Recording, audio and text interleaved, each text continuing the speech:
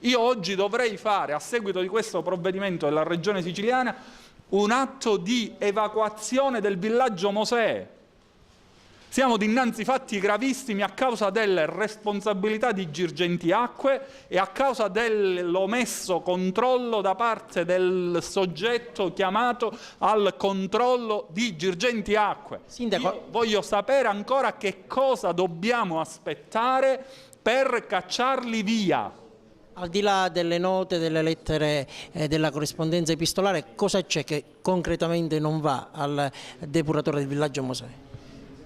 Il depuratore del villaggio Mosè, che doveva essere adeguato nel tempo, che Girgenti Acque doveva fare tutta una serie di interventi per garantire la manutenzione e il funzionamento, non è stato fatto, tant'è che la Regione Siciliana nega l'autorizzazione allo scarico. Lei oggi ha firmato un'ordinanza sindacale destinata al lato idrico, quali sono le richieste?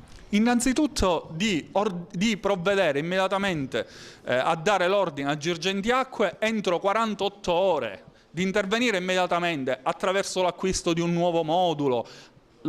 Loro è il compito e loro devono avere la soluzione. Se non sono in grado, come non sono stati in grado di farlo, si mettano da parte loro immediatamente e subito. Diversamente, lato idrico, secondo l'articolo 36 della Convenzione, d'ufficio può procedere a fare direttamente i lavori in sostituzione e in danno di Girgenti Acque, quindi facendo pagare i lavori che fa direttamente a Girgenti Acque. In subordine ancora ho chiesto che venga assegnato al comune di Agrigento il depuratore del villaggio Mosè, perché questi interventi li faccia il comune di Agrigento in danno di Girgenti Acque.